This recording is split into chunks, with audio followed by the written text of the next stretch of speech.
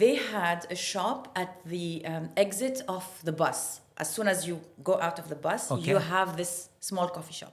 What they did, they created a diffuser of a perfume of the smell of the coffee as soon as the door of the bus is opening. You are in the bus and you smell coffee. Right.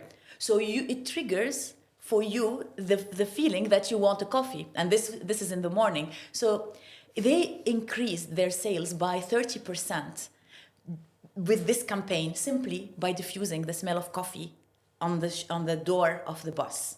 Wow.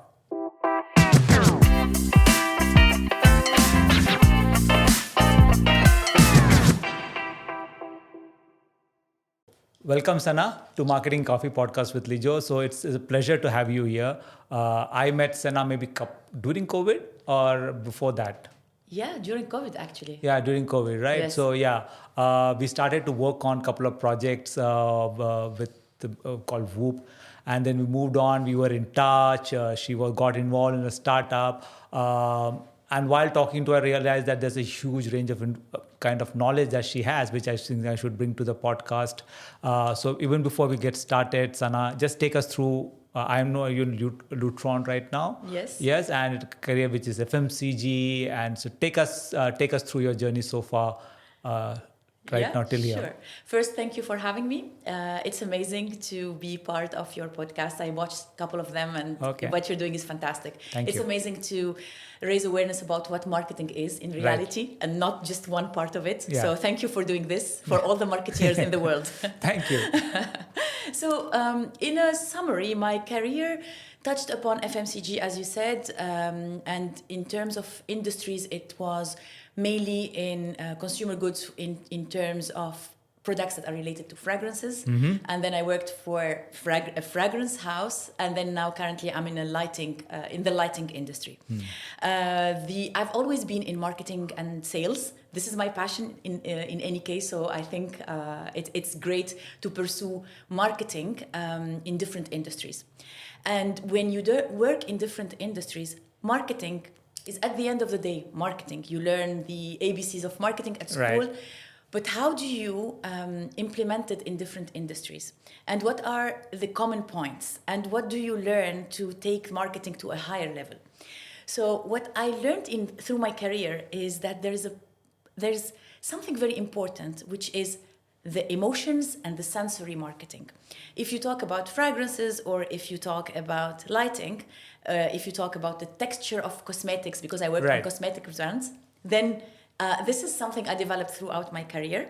I worked on different countries also. In different countries, I covered in a scope of going from Middle East to Africa to South Asia, where I also discovered different insights, consumer insights, expectations of the market, trends, etc. So this is a summary about my career. I'm not going to bore you into the details. Yeah, no, it was fantastic because it's important for the audience who are listening in to understand the range of experience that you have all these years. And very interesting, when I got talking to Sana and the kind of career she's had, sensorial marketing, right? That's unheard. It's kind of something that everybody goes through on a day, especially in a place like Dubai, where retail is big, hospitality is big, the big industries that's there. So for all the CMOs out there, and I think that kind of marketing should not be restricted, even offices for that matter, to increase productivity, right? There is so much of stuff that can be done. So just take us on a top line basis, like if it's a layman and who's listening into the podcast, what is sensorial marketing? Sensorial marketing is a technique that is using all this or touching upon all the senses of your customer or your consumer to connect on an emotional level. Right. Once you connect on an emotional level, this is when you can change behaviors. This is when you can build equity. This is when you can build that trust with your customer or your consumer. So it's basically providing the right smell linked to your brand identity, but also to the expectation of your customer or your consumer. Same when it's coming to lighting, ambiance, atmosphere, colors around your shop or colors around your product, the touch, what kind of touches in terms of textures. If we're talking about the product, it's the texture of the product. The packaging also plays a role. If it's velvety, it can create a certain perception. If we are talking about the ambient, the atmosphere, if you choose to have a leather couch or a velvet couch in your shop, this also impacts the positioning of your brand. What you want people to, what do you want to convey to your customers? If I look at sensorial, senses can come from multiple angles, right? Are there different heads under which we call sensorial marketing? Is it touch? Is it smell? What are the different heads under which you can impact a consumer? What are the different senses under which you can impact a consumer? All the senses. Okay. Let's take Emirates. Right. Emirates, they have their olfactive signature, their sound signature, the way Correct. they end their, it's also the sound, right? The way they light their offices, the way they light their customer service point, touch points. So you can work across all the senses in a way that they are corresponding to your brand identity and create your own signature. We talk about olfactive signature, for instance. Right. This is branding. It can go from an individual, by the way, someone you can remember just by the smell. I love this saying. I don't know who said it, but I read it somewhere. Your fragrance is your presence in your absence. Wow. Okay. So if you can leave this memory by someone smelling your olfactive signature and remembering your brand or the experience that they lived there, be it a hotel, be it a shop, you created a very big impact. Absolutely. A very patent point is like the fact that Emirates, the moment it lands and that music that comes in and it blows that air, so you immediately you feel like a kind of relaxed that okay, now you arrived. Exactly. Right. So the arrival itself brings in so many senses from the different options. So just going deep diving into the different. So like for example, I was just talking to a friend of mine before coming here. Like when I go to Starbucks and sometimes I work out of Starbucks, maybe at around 1:00 I get this strong smell of warm croissant. Yeah. And I'm on a very strict diet, but it's kind of triggers of a different kind of emotion. Is that deliberate? Is that some part of the marketing? Is it actually, or is it, it's just that they bake fresh at that point of time? Some shops, they don't even have a bakery there. Right. They bake it somewhere and they bring it. Oh, yeah. Right? So it's not real. It's not the real smell of baking, of the croissant, So it's a created fragrance for that. So that there's a brand who did a great marketing campaign. They had a shop at the exit of the bus. As soon as you go out of the bus, Okay. you have this small coffee shop. What they did, they created a diffuser of a perfume of the smell of the coffee as soon as the door of the bus is opening. You are in the bus and you smell coffee. Right. So it triggers for you the feeling that you want a coffee. And this is in the morning. So they increased their sales by 30% with this campaign simply by diffusing the smell of coffee on the door of the bus. Wow. This is a behavioral change that you can create. Yeah, so I don't from going forward I will not trust any of the smells that comes through without. Definitely. Yeah, and I think audiences are also educated. So good you touched on this case study. So are there any other case studies that you like which you would like to bring to the audience which people are not aware of from sensorial marketing point of view? Yes, definitely. So I would like to give two examples. One example is more about, increasing sales. So yeah, the tricks of brands, what Right. they use. For instance, in casinos, they did researches and they noticed that a certain floral smell, a blend of certain floral smells, would encourage people to play more, to bid more. wow. So they diffused the smell of this specific floral combination. So they are triggering the behavioral change of playing more, right? This is an example. It might not be the best example of sensorial marketing, but it exists. Yeah. Another way, a case study was done by a bank in Singapore, and they wanted to create a comfortable ambiance for their customers when they come, so they are not stressed about money topics. When you go to the bank, it's usually a stressful thing that you are going to do. Right. So they created a warm, enveloping kind of a smell, so that when you enter, it soothes you, and then you are not feeling stressed. Then you can do your transactions in a better way, so that you can reflect in a better way. This is another way of using sensorial marketing. And we are here talking only about scent marketing, because there are different other aspects of it that can be used. Right.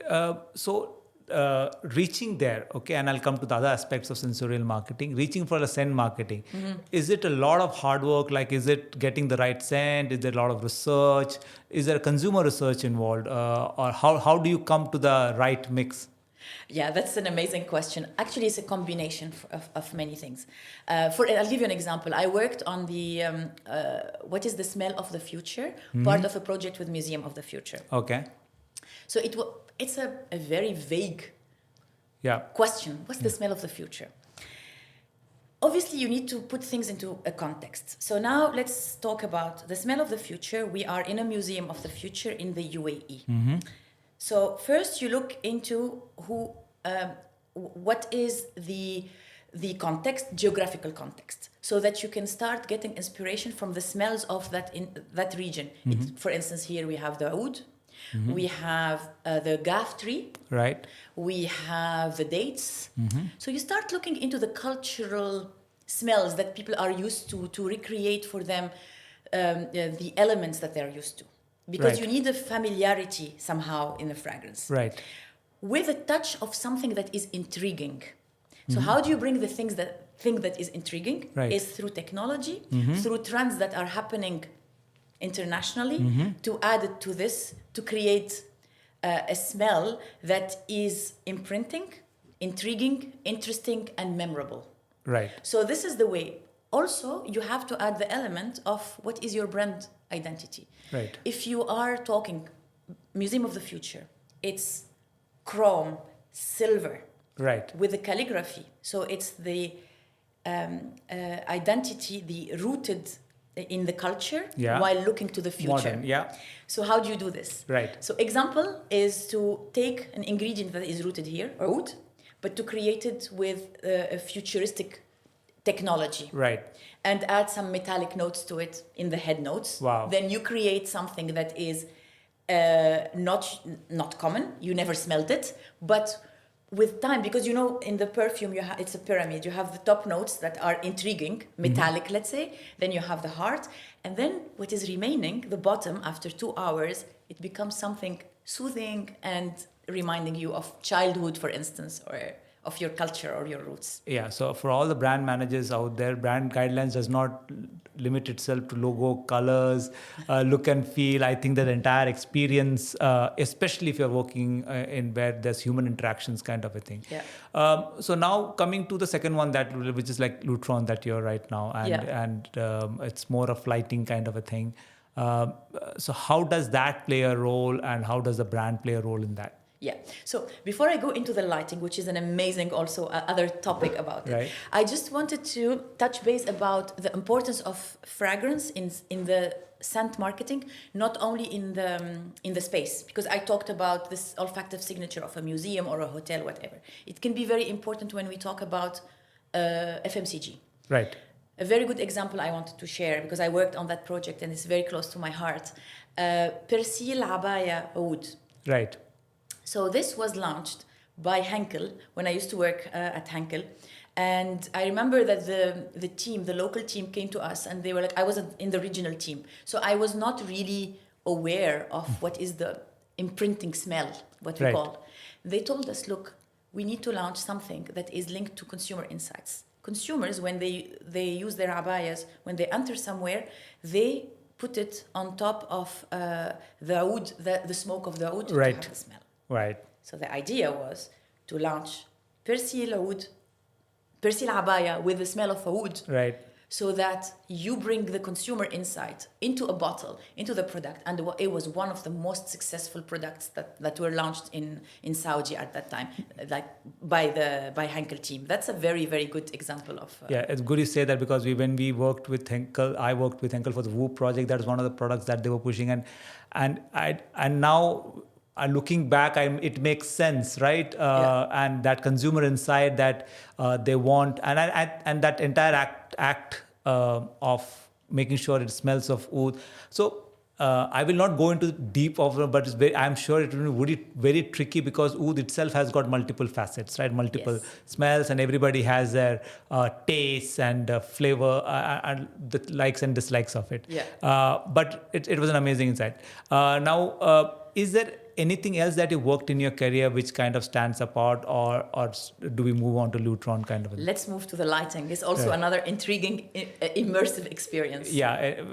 So tell us, I mean, lighting for a common person, right? It's just, okay, it should be bright, well lit. Is there, what are the different facets of lighting that goes into this?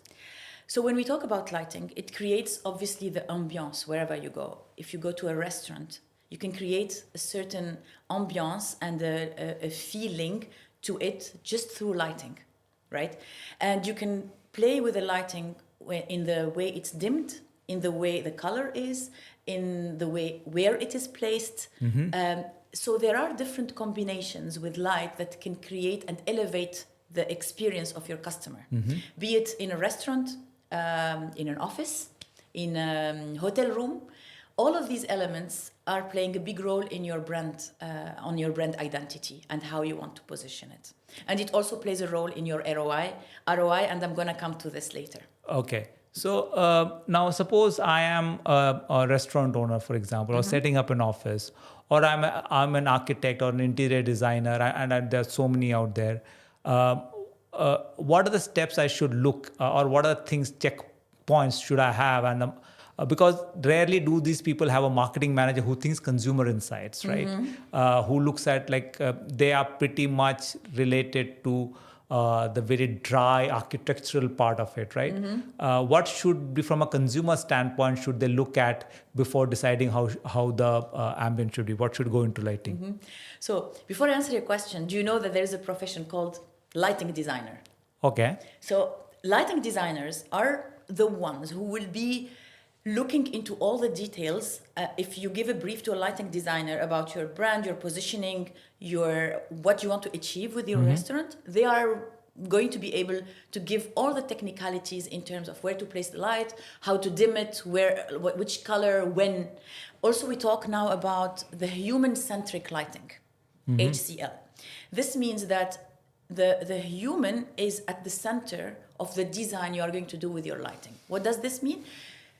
Us as humans, our bodies operate through our connection to the natural light. This is why we are awake in the morning when the sun rises. I mean, I'm talking in general. Right. I know some people prefer to be awake at night, but in general, people are naturally programmed to follow the sun. And we have our moments where we feel kind of down and tired, especially if the weather is not nice and you don't have the sun. In some countries, it's even quite difficult when you don't have the sun coming out, right? So it's recreating the same effect of outside and balance what you have in terms of lighting inside with the light outside. Right. So if it's very bright outside, you might want to match it so that you don't feel there's a contrast between what's happening outside and inside. And this is what we call human-centric lighting. Right. Right. And what, let's say, here in this case, if we have a brand manager working on a brand for a hotel or not a hotel, probably not, because they have designer managers. It's different. It's not a brand manager.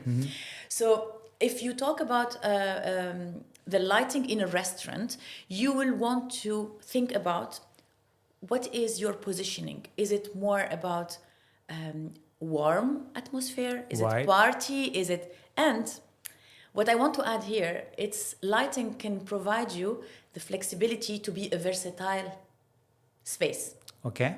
With the right lighting control system that you have, you can change your entire setup of colors, dimming, etc., to transform a place from a wedding ballroom with certain lighting that you need into a warm, cozy restaurant just by changing the light.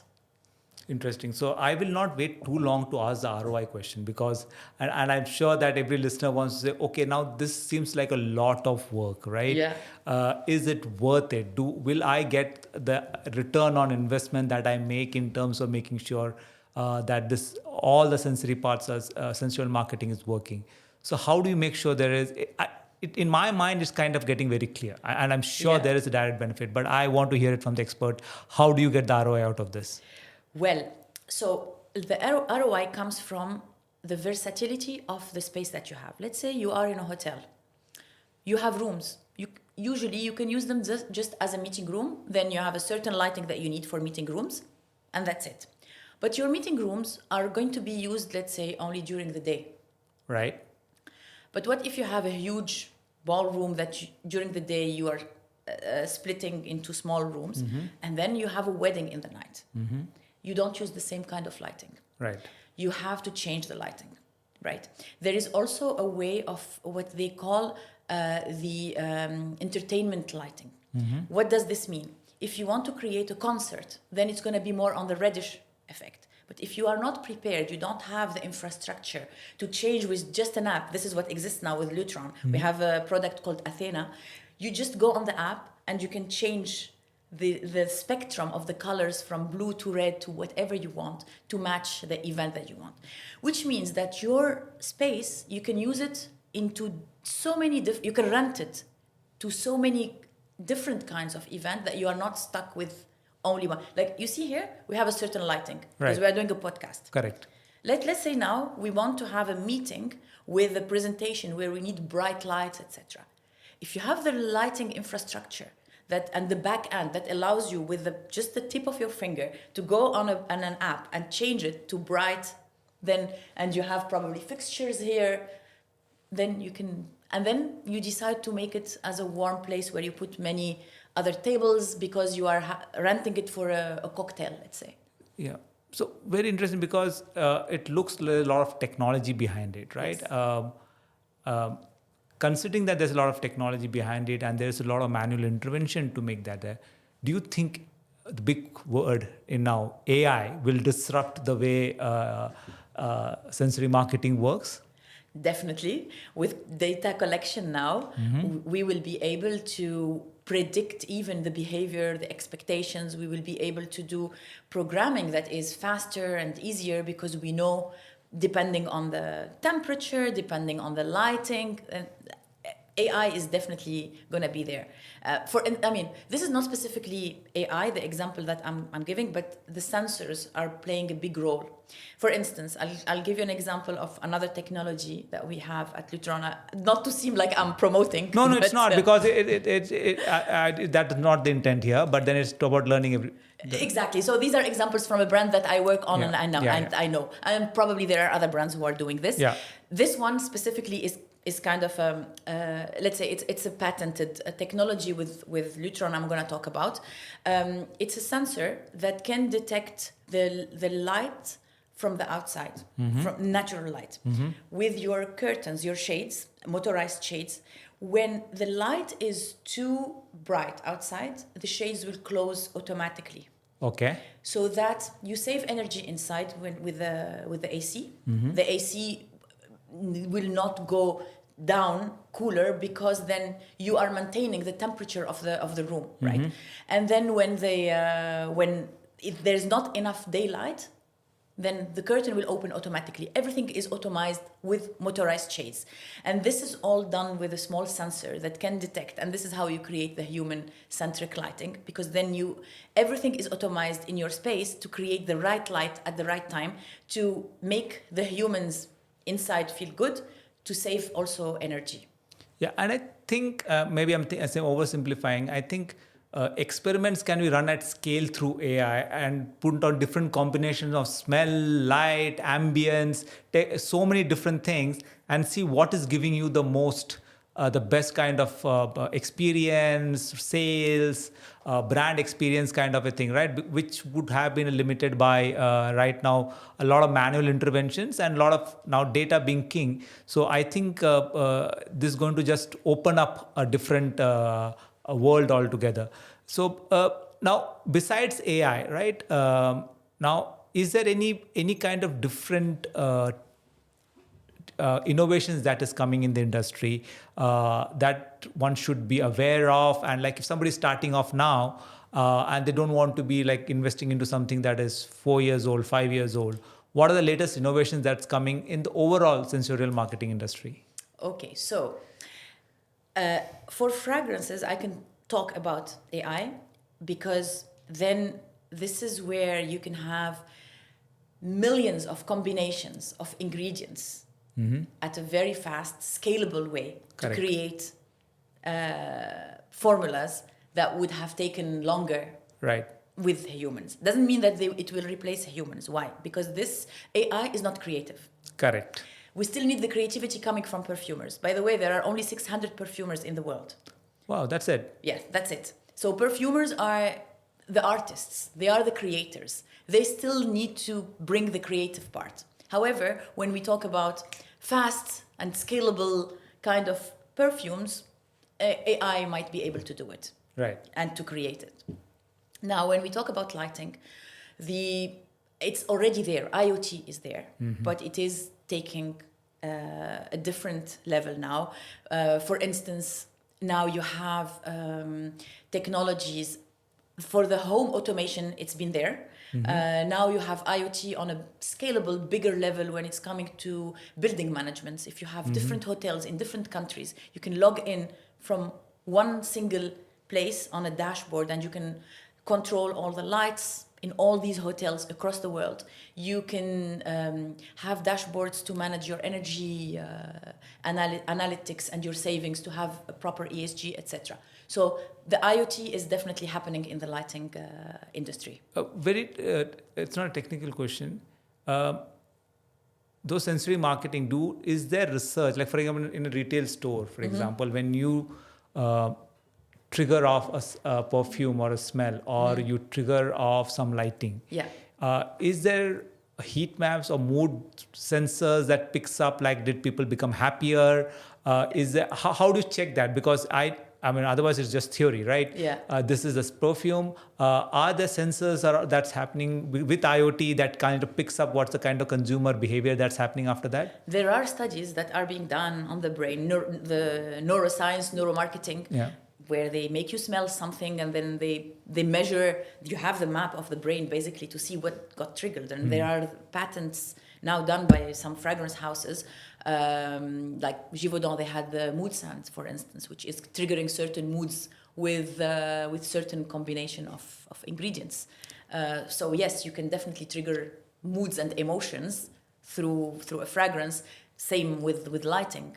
If you put bright light versus if you put warm light, you can then measure what's happening in the brain. So is this something that only large and big organizations like Emirates and can do, or is it something that even like somebody's opening up a restaurant or a coffee shop can do? Is it something that he should be aware of, or is it tough? Is it tough for the smaller business owners to do, or is it? It's very easy. I mean, I'm saying it probably because I'm from the industry, but I'll tell you, it's like let's say we talk about scent marketing.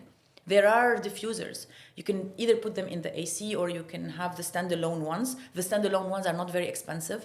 And there are many suppliers here, without naming, because I don't want to do publicity for nothing, but there are many of them who are putting probably 1 to 2 diffusers depending on the space, and you can create it. It's not, people are doing it in the house, in their homes.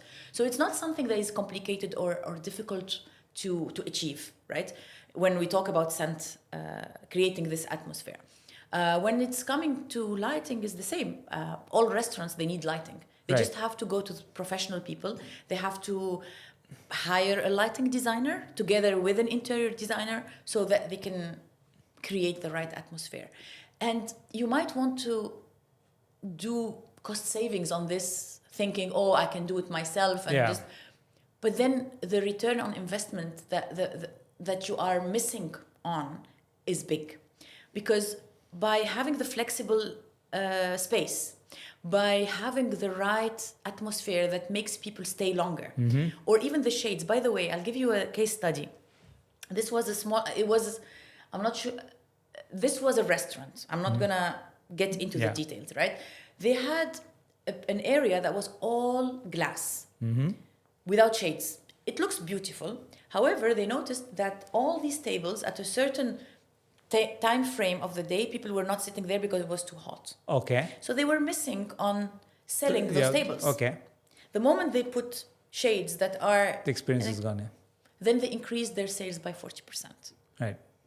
So if you have the right tools implemented, be it a light or the fragrance that makes you feel comfortable, or even the music, by the way, it plays a very big role. Yeah, we didn't touch that thing, right? Yes, we need to come to this probably as a conclusion later on. And you have the right lighting. Sometimes you sit in a place and you are stressed and you don't know why.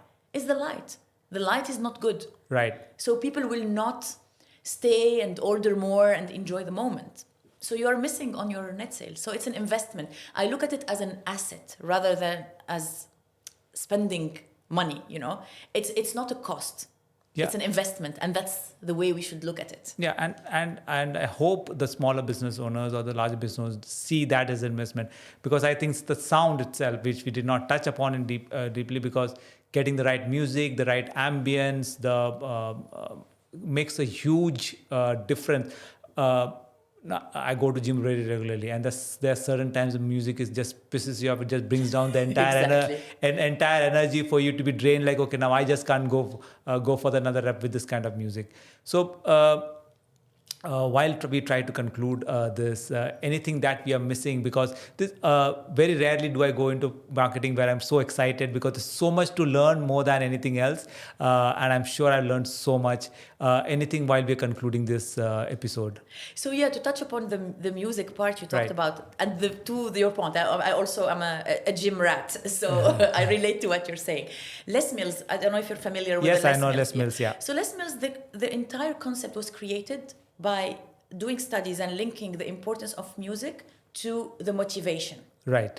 And they created the routine. If you look to the movements, they're all the movements we know from exercising. Right. But linking it to music, to the certain kind of music, created this atmosphere, and also they played a lot with light. Okay.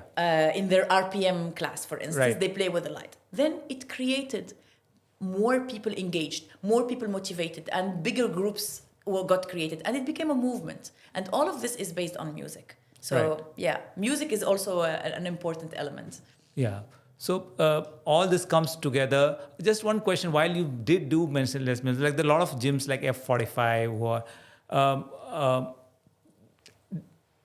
are people looking at more genuine experiences of smell and sound and lighting? Is there a consumer trend of that, or are they just looking at the old experience? Is the consumer behavior changing with the millennials in what light or sound or music or kind of a place gives? Well, first it depends on the market we are talking about. Right. There are some markets that are more advanced than others with the exposure. If we talk about Dubai, obviously the Gen Zs are exposed to everything, and they have more of a statement and opinions to give, and they have higher expectations.